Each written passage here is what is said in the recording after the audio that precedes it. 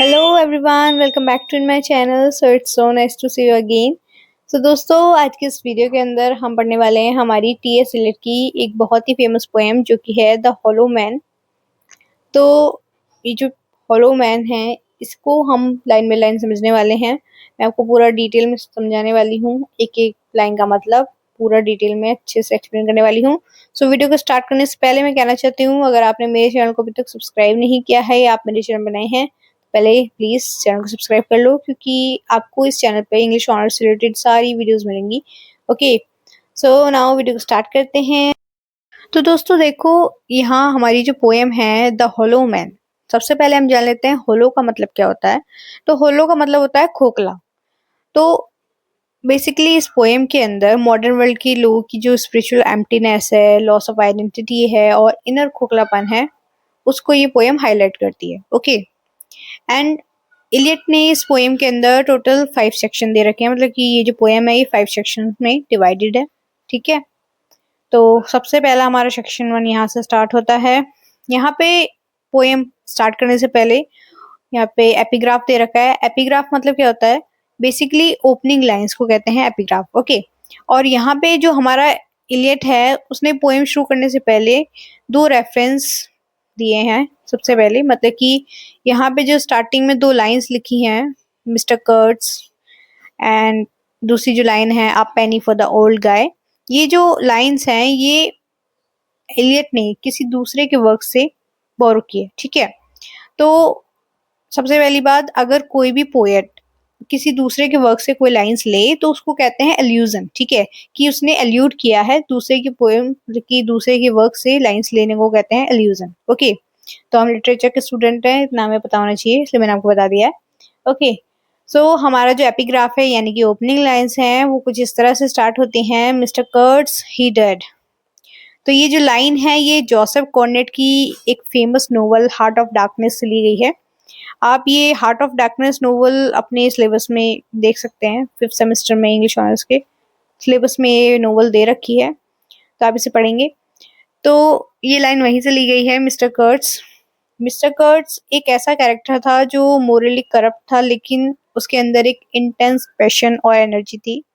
तो इलियट कहना चाहते हैं कि मॉडर्न इंसान, मतलब कि वो उनके जो लोग थे, मतलब सोसाइटी थी जहाँ वो रहते थे, वहाँ के लोगों की बात कर रहे हैं कि मॉडर्न इंसान के पास इतनी भी एनर्जी या पैशन नहीं बचा है कि हम मेंटली और स्पिरिचुअली बिल्कुल डेड हो चुके हैं। ठीक है, मतलब कि ना कोई पैशन बचा है, ना एनर्जी बची है हमारे पास। एंड दूसरी लाइन दे रखी है यहाँ पे, a penny for the old guy. तो ये जो है ये इंग्लैंड की एक गाय, मतलब कि एक इंग्लैंड के अंदर एक डे मनाया जाता है, गाय फॉक्स डे, उसका रेफरेंस है ये। तो इसमें क्या होता है कि जहाँ पे किड्स एक स्ट्रॉक से बने हुए फिगी यानी कि भूसे से बना हुआ जो पुतला होता है ना, उसको लेकर रोड पर पैसे मांगते हैं। ठीक है, तो यहाँ पे ये मतलब है कि मॉडर्न ह्यूमन बीइंग भी इन स्ट्रॉ फिगीज, मतलब कि भूसे से बने हुए पुतले जैसा है, मतलब कि बाहर से दिखते हैं हम, लेकिन अंदर से हम बिल्कुल लाइफलेस हैं, एम्प्टी हैं, खोखले हैं। ओके, अब हम अपनी सेक्शन 1 से स्टार्ट करते हैं हमारी पोएम जो है। तो हमारी पोएम यहाँ से स्टार्ट होती है, we are the hollow man, we are the stuffed man, leaning together, head piece fill with the straw, alas. मतलब कि यहाँ पे ये जो बोली गई है line, we are the hollow man, we are the stuffed man, ये एक पैराडॉक्स है। हम इनसाइड से हॉलो हैं यानी कि खोखले हैं, क्योंकि हमारे पास सोल या मोरल वैल्यूज नहीं है। ओके, और आउटसाइड से स्टफ्ड हैं यूजलेस थॉट्स से और सुपरफिशियल जो चीजें हैं उनसे हम स्टफ्ड हैं। लीनिंग टुगेदर मतलब कि हमारा पास इतना करेज नहीं है, मतलब कि हमारे पास इंडिविजुअल करेज नहीं है, इसलिए हम एक दूसरे के सहारे टिके हैं। लीनिंग टुगेदर का मतलब होता है कि एक दूसरे के ऊपर डिपेंडेंट होना। Okay, and head piece fill with the straw, alas. इसका मतलब ये है कि हमारे ब्रेन में रियल आइडियाज नहीं है, बस फेक और यूजलेस थॉट्स हैं। ठीक है, are dried voice when we whisper together are quite and meaningless. मतलब कि जब हम आसपास में कम्युनिकेट करते हैं तो हमारी बातों में कोई पैशन या पर्पस नहीं होता है, हमारी बातें बिल्कुल मीनिंगलेस विस्पर हैं। Okay, as a wind in dry grass और red feets over broken glass in our dry cellar. यानी कि इलियट यहाँ ड्राई इमेजरी यूज की है, मतलब कि जैसे सूखी घास में हवा की आवाज या टूटे कांच पर चूहे चलने की आवाज अनकंफर्टेबल और यूजलेस होती है, वैसे ही हमारी बातें यूजलेस है। ओके, एंड इसके बाद आगे बोलते हैं स्ट्रेंजर 2 में द पैराडॉक्स ऑफ एग्जिस्टेंस यहाँ पे बात करी गई है। तो लाइंस हैं shape without form, shade without colour. यानी कि हमारा एग्जिस्टेंस बिना किसी रियल फॉर्म के है, हम बिना कलर की शेडो जैसे हैं, यानी हम जिंदा हैं पर हमारी कोई रियल पर्सनैलिटी या आइडेंटिटी नहीं है। Okay, paralyse force gesture without motion. यानी हमारे पास पोटेंशियल या पावर तो है लेकिन वो कंप्लीटली पैरालाइज्ड है। हम एक्शन लेने का नाटक करते हैं पर एक्चुअल में कोई मोशन या रियल एक्शन नहीं होता है। एंड देन आता है हमारा स्ट्रेंजर 3 में final judgement. Those who have crossed with direct eyes to that other kingdom। यानी कि that other kingdom का मतलब है आफ्टर लाइफ, हेवन या हेल। डायरेक्ट आइज उन लोगों की हैं जो लाइफ में क्लियर, करेज और पर्पसफुल थे, चाहे वो अच्छे लोग थे या बुरे थे, बट उनके पास एटलीस्ट एक करेज था, एक पर्पस था, चाहे वो बुरे हों या अच्छे हों। Remember us if at all not as lost, violent souls, but only as the hollow man, the stuffed man। यानी कि सबलाइमली ट्रेजिक पॉइंट ये है कि आफ्टर लाइफ में लोग हमें किसी डेंजरस या वायलेंट सोल के रूप में भी याद नहीं रखेंगे, क्योंकि बुरा काम करने के लिए भी करेज चाहिए होता है। हम तो इतने वीक और यूजलेस हैं कि हमें सिर्फ हॉलो मैन और स्टफ्ड पपेट्स की तरह देखा जाएगा। ठीक है, मतलब कि कहने वाले हैं कि अगर हम मर भी जाएंगे तब भी कोई हमें ऐसे याद नहीं करेगा, क्योंकि हमने कुछ ऐसा काम किया ही नहीं है कि जिसकी वजह से हमें लोग याद रखें। हम बस लाइफ जी रहे हैं बिना उसका कोई मतलब नहीं है, जिसका कोई पर्पस नहीं है। ठीक है, तो बेसिकली ये जो सेक्शन 1 है इस पोएम का मेन कंक्लूजन ये है कि मॉडर्न सोसाइटी स्पिरिचुअली पैरालाइज्ड है, क्योंकि वो ना तो कोई अच्छा काम करेगी और ना ही बुरे काम करने का उसके अंदर करेज है। ठीक है, क्योंकि बुरा काम करने के लिए भी हिम्मत होनी चाहिए, वो हमारे अंदर है नहीं, और अच्छा काम करें ऐसा भी नहीं है। तो हम बीच में रहते हैं, ना अच्छा करते हैं ना बुरा करते हैं। वो बस बिना किसी फेथ, मोटिव या पैशन के एक खोखले पुतले की तरह सरवाइव कर रहा है। That is the whole point of this section 1। अब हम सेक्शन 2 पे चलते हैं इस पोएम के। So now in this section 2 जो सेंट्रल थीम है वो शिफ्ट हो जाती है towards fear of truth and spiritual confrontation and self awareness. So here the requiring motive of eyes जो कि रिप्रेजेंट करती हैं ट्रुथ को, डिवाइन जजमेंट को और कंसाइंस को, यानी कि आत्मा की आवाज, और उसके साथ साथ मोरल कन्फ्रंटेशन जो कि इन हॉलो मैन के अंदर एक गहरा डर पैदा करती है। तो अब सेक्शन 2 में लाइन से स्टार्ट होती हैं। Eyes I dare not meet in dreams, in that dreams kingdom। यानी कि स्पीकर जो है, जो बोल रहा है, वो एडमिट करता है कि उसके अंदर इतनी मोरल करेज यानी कि नैतिक हिम्मत नहीं है कि वो इन आइज का सपने में भी सामना कर सके। ठीक है, यहाँ डेड ड्रीम्स किंगडम मतलब है हमारी ये फिजिकल दुनिया, एक ऐसी शैलो दुनिया जहाँ लोग बिना किसी स्पिरिचुअल अवेयरनेस की जी रहे हैं। एंड हॉलो मैन को डर है कि अगर उन्होंने इन आइज का सामना किया तो उनका जो इनर एम्प्टीनेस है, मतलब कि अंदर का जो खोखलापन है, वो एक्सपोज हो जाएगा दुनिया के सामने। Okay, these don't appear there the eyes are sunlight on a broken column. यानी कि इस खोखली दुनिया में अल्टीमेट ट्रुथ अपने शुद्ध रूप में नहीं दिखती, रियलिटी बिल्कुल फ्रेगमेंटेड और टूटी हुई है। Sunlight on a broken column का इमेज डिके, ब्रोकन फेथ मतलब कि टूटा हुआ विश्वास, और एक डिस्ट्रॉयड सिविलाइजेशन को दिखाता है। यहाँ पे क्या हो रहा है कि यहाँ पे लाइट तो पड़ रही है लेकिन वो सिर्फ जो रुइंस है यानी कि खंडर है, टूटी हुई चीजें हैं, उनको ही हाईलाइट कर रही है। यहाँ पे there is a tree swinging and voice are in the wind singing, more distant and more solemn than a fading star. मतलब कि इलियट यहाँ बहुत ही डिस्टेंट इमेजरी यूज करते हैं। स्पिरिचुअल वॉइस, मोरल ट्रूथ, तो भगवान की तरफ ले जाने वाला जो रास्ता है वो इन लोगों से पूरी तरीके से दूर हो चुका है। जैसे कि रात में आसमान में कोई फेडिंग स्टार होता है, यानी कि धुंधला पड़ता तारा होता है। ठीक है, जो कि धीरे-धीरे करके गायब हो जाता है। वैसे ही मॉडर्न वर्ल्ड से जेन्युइन फेथ खत्म हो रहा है।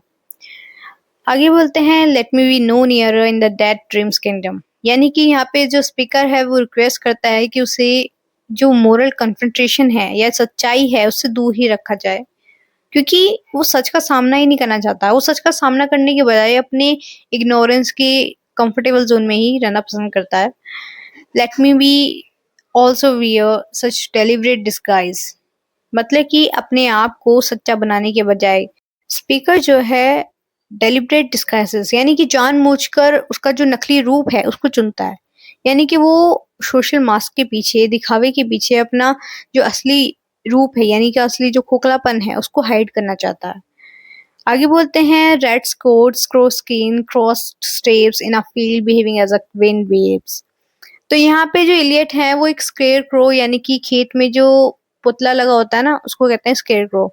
ठीक है, तो उस पुतले की इमेज पेंट करते हैं वो यहाँ पे, जो कि एक लकड़ी के क्रॉस और जानवरों की खाल से बना हुआ है। तो यहाँ पे जो स्पीकर है वो कहते हैं कि मुझे एक बेजान स्केयर क्रो यानी कि पुतले की तरह बने रहने दो, जिसका अपना कोई पर्सनल कन्विक्शन नहीं है यानी कि स्वयं की सोच नहीं होती है। वो बस उधर ही झुकता है जहां पर हवा चलती है, मतलब कि जिधर की तरफ हवा चलती है उधर की तरफ वो झुक जाता है। यानी भीड़ का ब्लाइंड फॉलोवर बनकर रहना चाहता है जो स्पीकर है वो। आगे बोलता है नो नियरर। ये एक डेस्परेट रिपीटेशन है जो ये दिखाता है कि स्पीकर जो है मतलब जो लोग हैं मॉडर्न वर्ल्ड के लोग उनको रिप्रेजेंट कर रहा है ये स्पीकर, कि स्पीकर स्पिरिचुअल अवेकनिंग और सच्चाई के पास बिल्कुल नहीं जाना चाहता। Okay, not that final meeting in the Twilight kingdom. मतलब कि ट्विलाइट किंगडम का मतलब है फाइनल ट्रांजिशन का वक्त यानी कि जजमेंट डे, आखिरी हिसाब किताब का दिन। तो होलो मैन का सबसे बड़ा डर ये ही है कि फाइनल मीटिंग है, मतलब जहां सारे मास्क उतर जाएंगे और उन्हें सच्चाई का सामना करना पड़ेगा। तो बेसिकली ये जो हमारा सेक्शन 2 है इसका मेन कंक्लूजन है कि section 2 the terror of moral examination को रिप्रेजेंट करता है। मतलब कि अपने अंदर की बुराइयां और सच्चाइयों से डरना। एंड मॉडर्न ह्यूमन बीइंग्स अपनी मोरल बैंकरप्सी मतलब कि नैतिक कंगाली का सामना करने से इतना ज़्यादा डरते हैं कि वो फेक आइडेंटिटी दिखावे और स्केयर क्रो जैसी यूजलेस लाइफ के पीछे छिपना चाहते हैं, मतलब कि छिपना प्रेफर करते हैं ताकि उन्हें कभी सच्चाई का सामना ना करना पड़े। ठीक है, अब हम दूसरा सेक्शन देखते हैं इस पोएम का, section third. So now section third takes us directly into the environment they inhabit, मतलब a spiritual wasteland. So in this section highlights their spiritual desolation and also emotional numbness and deep isolation. So section third यहाँ से start होता है, lines हैं this is the dead land, this is the cactus land. It means Eliot यहाँ पे environment का description दे रहे हैं। ये एक डेड लैंड है जिसका मतलब है कि इस दुनिया में कोई स्पिरिचुअल लाइफ या वाइटलिटी बची ही नहीं है। इनका जो सराउंडिंग है उनकी इनर डेडनेस को रिफ्लेक्ट करता है। ठीक है, and this is cactus land. ये जो है ये एक डेजर्ट लाइक लैंडस्केप है जहाँ सिर्फ कैक्टस उगता है। कैक्टस जो है कैक्टस ड्राइनेस और बेयरनेस को रिप्रेजेंट करता है। यहाँ ये लाइन रिप्रेजेंट करती है कि इनकी लाइफ एक बंजर जमीन जैसी हो गई है जहाँ ना तो ग्रोथ होती है, ना ब्यूटी है, ना फर्टिलिटी है, मतलब इन सब चीजों के लिए जगह ही नहीं है। ओके, अब आगे बोलते हैं here the stone images are raised, here they receive the supplication of a dead man hand। यानी कि इस बैरन लैंड पर लोग स्टोन इमेज यानी कि पत्थर की मूर्तियां और फॉल्स आइडियल्स की पूजा करते हैं। यानी कि वो लोग रियल गॉड या स्पिरिचुअल कनेक्शन की जगह जो मटेरियल स्टेटस है, फॉल्स बिलीफ्स है, उनकी तरफ झुकते हैं। उनका जो सप्लिकेशन है यानी कि प्रार्थना वो एक डेड मैन हैंड से आता है, यानी कि उनके प्रेयर में कोई रियल इमोशन या फिर सोल या लाइफ फोर्स नहीं होती है, वो बिल्कुल लाइफलेस होती है। ठीक है, under the twinkle of a fading star. तो यहाँ पे फेडिंग स्टार का इमेज लॉस ऑफ होप को सिंबल करता है। वैसे तो स्टार लाइटिंग और डिवाइन गाइडेंस का सिंबल होता है, लेकिन क्योंकि वो फेड हो रहा है यानी कि गायब हो रहा है, इसका मतलब है कि इनकी दुनिया से फेथ, ग्रेस और अल्टीमेट होप लगभग गायब हो चुकी है। Okay, is it like this in that other kingdom waking alone? मतलब कि यहाँ स्पीकर एक एग्जिस्टेंशियल क्वेश्चन करता है। वो पूछता है कि क्या आफ्टर लाइफ, मतलब कि दैट अदर किंगडम का मतलब यहाँ पे आफ्टर लाइफ से है, आफ्टर लाइफ में भी ऐसा ही एक्सट्रीम आइसोलेशन, मतलब कि अकेलापन होता है। ये क्वेश्चन कर रहा है स्पीकर। लोग कंप्लीटली डिस्कनेक्टेड हैं और एक दूसरे के साथ होकर भी वेकिंग अलोन, मतलब कि अकेले जी रहे हैं। तो यहाँ पे जो हमारा स्पीकर है ये क्वेश्चन पूछता है कि क्या हम मरने के बाद भी ऐसे ही अकेले रहेंगे, वहां पे भी अकेले ही जिएंगे। At the hour when we are trembling with tenderness, मतलब कि ये लाइन उन मोमेंट्स को रेफर करती है जब ह्यूमन बीइंग्स के अंदर लव, अफेक्शन और इमोशनल वर्नेबिलिटी यानी कि कोमलता जागती है। ठीक है, इंसान जब किसी कनेक्शन की प्यास महसूस करता है, उस घड़ी की बात हो रही है यहाँ पे। Lips that would kiss from prayers to broken stones. तो ये पूरे सेक्शन की सबसे ट्रेजिक इमेज है। वो लिप्स जिन्हें किसी को प्रेम देने या ह्यूमन कनेक्शन स्टैब्लिश करने के लिए यूज होना चाहिए था, वो अब ब्रोकन स्टोन यानी कि टूटे हुए पत्थरों के आगे मीनिंगलेस प्रेयर रिसाइट कर रहे हैं। ठीक है, एक्चुअल में मॉडर्न ह्यूमंस जो हैं वो ऑथेंटिक लव और ट्रू वर्शिप दोनों का पर्पस भूल चुके हैं। उनका इमोशनल, स्पिरिचुअली और इमोशनली दोनों तरफ से एक मिसडायरेक्टेड हो चुका है। ठीक है, सो बेसिकली हमारा ये जो सेक्शन थर्ड है ये हाईलाइट कर रहा है स्पिरिचुअल और इमोशनल डिसोल्यूशन को। ठीक है, मॉडर्न सोसाइटी एक ऐसा डेजर्ट लैंड बन चुकी है जहां पर लोग ना तो आपस में प्यार करते हैं, ना ही भगवान से सच्चा स्पिरिचुअल कनेक्शन बना सकते हैं। वो बस सुपरफिशियल और जो ब्रोकन आइडियल्स की यूजलेस वर्कशिप है उसमें ही उलझकर कंप्लीटली आइसोलेटेड रह गए हैं। ठीक है, तो ये था पूरा पॉइंट हमारी ये सेक्शन थर्ड में। अब हम चलते हैं हमारे इस पोएम का जो सेक्शन फोर्थ है उसमें। Now, this section focuses on absolute blindness, spiritual darkness, and also paralysis and the faint possibility of divine grace. ठीक है, तो अब हम इस सेक्शन फोर्थ को भी देख लेते हैं। तो लाइन से स्टार्ट होती हैं, the eyes are not here, they are no eyes here. यानी कि इलियट स्टार्ट करते हैं कंप्लीट एब्सेंस ऑफ ट्रुथ से। सेक्शन सेकंड वाली आईज जो थी, जो डिवाइन जजमेंट और स्पिरिचुअल विजन को सिम्बलाइज कर रही थी, मतलब कि रिप्रेजेंट कर रही थी, जो इसकी डिवाइन जजमेंट और स्पिरिचुअल विजन का एक सिंबल थी, यहाँ इस लोकेशन पर बिल्कुल मिसिंग है। ठीक है, यहाँ पे क्या है कि इन हॉलो मैन के पास अब कोई स्पिरिचुअल गाइडेंस या फिर डिवाइन विजन बची ही नहीं है। ओके, अब लाइंस हैं, in this valley of dying stars, in this hollow valley, मतलब कि यहाँ वैली ऑफ डाइंग स्टार एक ऐसा एटमॉस्फेयर को रिप्रेजेंट करती हैं जहाँ आशा की आखिरी किरण भी बुझ रही है। और ये जो हॉलो वैली है, ये हॉलो वैली इनकी इनर एम्प्टीनेस और डिके को मिरर करती है। आगे बोलते हैं, दिस ब्रोकन जो ऑफ आवर लॉस्ट किंगडम। यहाँ पे ये जो लाइन है ये कोलैप्स ऑफ कम्युनिकेशन को रिप्रेजेंट करती है। एंड ब्रोकन जो का मतलब है कि इनकी जो सिविलाइजेशन है वो टूट चुकी है और लोग अब सच बोलने और कम्युनिकेट या गॉड से प्रेयर करने के काबिल भी नहीं बचे हैं। ठीक है, एंड देन बोलते हैं, in this last of meeting places we grope together and avoid speech. तो यहाँ पे इस लाइन का मतलब है कि इस फाइनल मीटिंग पॉइंट पर हॉलो मैन डार्कनेस में एक दूसरे को भटकाते हैं, मतलब कि टटोलते हैं। एक तरीके से ग्रोप का मतलब होता है टटोलना या फिर भटकाना। ठीक है, ग्रोप करते हैं, उनके पास कहने के लिए कोई मीनिंगफुल वर्ड्स नहीं होते हैं, इसलिए वो एक दूसरे से बात करना अवॉइड करते हैं। ठीक है, gathered on this beach of the tumid river. It means Eliot जो है वो यहाँ पे ग्रीक माइथोलॉजी से रिवर का रेफरेंस दे रहे हैं, जिसे क्रॉस करके सोल्स अंडरवर्ल्ड जाती हैं, यानी कि नर्क में जाती हैं। और ये जो ट्यूमिड रिवर है ये इंडिकेट करती है कि ह्यूमंस की जो सिंस हैं, यानी कि पाप हैं और सफरिंग्स हैं, उसका पानी ओवरफ्लो हो रहा है। ओके, और ये जो हॉलो मैन है, हॉलो मैन किनारे पर स्टक होकर अपनी फेट का इंतजार कर रहा है, यानी कि अपनी किस्मत का वेट कर रहा है। ओके, एंड इसके बाद स्टैंजर थर्ड में जो लाइंस आती हैं वो है, the only hope divine grace. तो लाइंस हैं, साइटलेस अनलेस द आईज रीअपियर, मतलब कि दिस मैन आर कंप्लीटली साइटलेस, यानी कि अंधे हैं।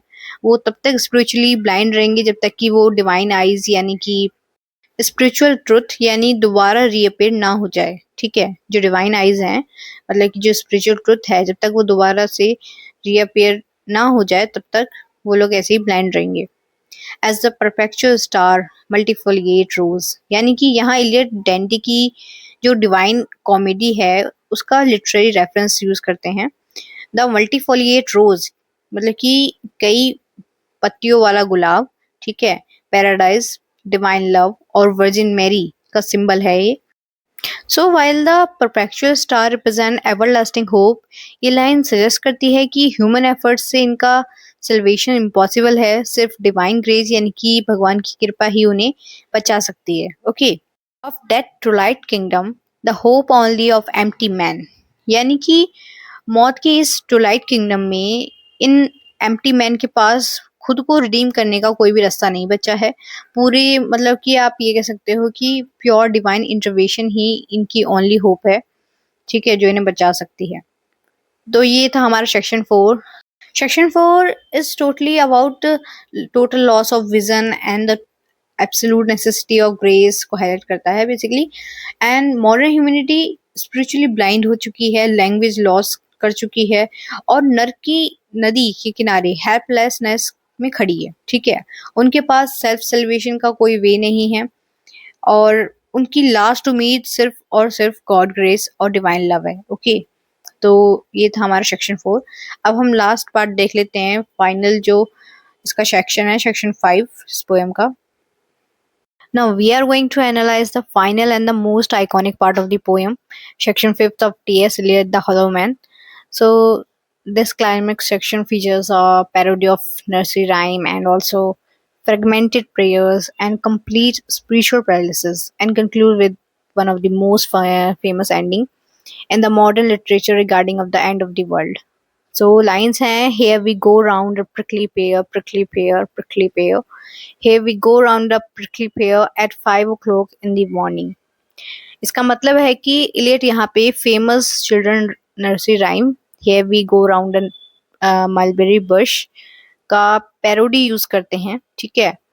जहाँ पे बच्चे एक फ्रूटफुल ट्री के अराउंड डांस करते हैं, वहाँ ये हॉलो मैन एक प्रिकली पेयर यानी कि कांटेदार कैक्टस के चारों तरफ meaningless round and round dance कर रहे हैं।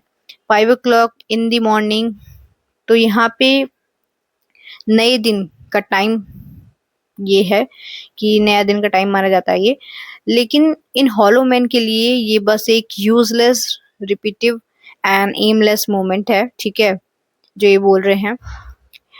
अब आगे बोलते हैं, between the idea and the reality, between the motion and the act falls the shadow. मतलब कि इलियट यहाँ ह्यूमन पैरालिसिस रिफाइन करते हैं, इंटेंशन और एग्जीक्यूशन यानी कि सोच और काम के बीच का एक गैप, और विश और एक्शन के बीच में ये शेडो जो बोला गया है, फॉल्स द शेडो, जो कि फेयर, डाउट और स्पिरिचुअल डेथ का सिंबल है, आ गिरती है, जो इंसान को कोई भी रियल स्टेप लेने नहीं देती है। Okay, for थाइन is the kingdom, ये लाइन क्रिश्चियन लॉर्ड प्रेयर्स का पार्ट है, ठीक है। एंड हॉलो मैन गॉड से प्रे करने की कोशिश करते हैं, लेकिन उनकी जो प्रेयर है अधूरी और इनकम्प्लीट रह जाती है, ठीक है। Between the conception and the creation, between the emotion and the response falls the shadow. मतलब कि सोच और क्रिएशन के बीच और फीलिंग और उसके रिस्पॉन्स के बीच फिर से शेडो आ जाती है। हॉलो मैन का मतलब कि हॉलो मैन ना तो कुछ नया क्रिएट कर सकते हैं और ना ही किसी इमोशन पर रियल रिएक्शन दे सकते हैं, इसका ये मतलब है। लाइफ इज वेरी लॉन्ग, मतलब जब आप इनसाइड से कंप्लीटली हॉलो होते हैं यानी कि खोखले होते हैं, तो एग्जिस्टेंस एक हैवी बर्डन बन जाती है। लाइफ उन्हें बहुत लॉन्ग और मोनोटोनियस और बोरिंग लगने लगती है। Okay, between the desire and the spams, between the potency and the existence, between the essence and the descent falls the shadow। मतलब डिजायर और फिजिकल फुलफिलमेंट के बीच और पोटेंशियल और रियल एग्जिस्टेंस के बीच शेडो आकर सब कुछ ब्लॉक कर देती है। ये कंप्लीट ह्यूमन पावरलेसनेस को रिप्रेजेंट करती है। ओके, आगे बोलते हैं, for थाइन is life is, for थाइन is the. मतलब कि ये लाइंस फ्रेगमेंटेशन ऑफ लैंग्वेज को शो करती हैं। हॉलो मैन की माइंड और कम्युनिकेशन कैपेबिलिटीज इतनी रुइन हो गई हैं, मतलब कि इतनी ज़्यादा खराब हो चुकी हैं कि वो एक कंप्लीट सेंटेंस या प्रेयर भी नहीं कह सकते, ठीक है, नहीं कर पा रहे हैं।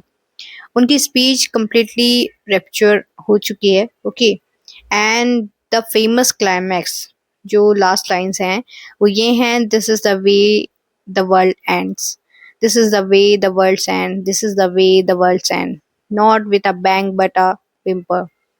मतलब कि लिटरेचर की widely quoted climax lines, Eliot claim करते हैं कि मॉडर्न सिविलाइजेशन का एंड किसी हीरोइक वॉर या फिर ग्रैंड एक्सप्लोशन या फिर कैस्ट्रोट्रॉफिक ब्लास्ट बैंक से नहीं होगा, ठीक है।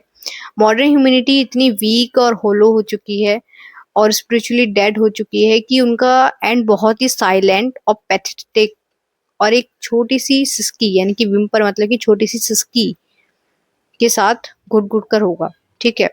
ये बोल रहे हैं इस तरीके से दुनिया का एंड होगा। तो basically section 5 summarise the ultimate message of the poem, the paralysis between the intention and the action.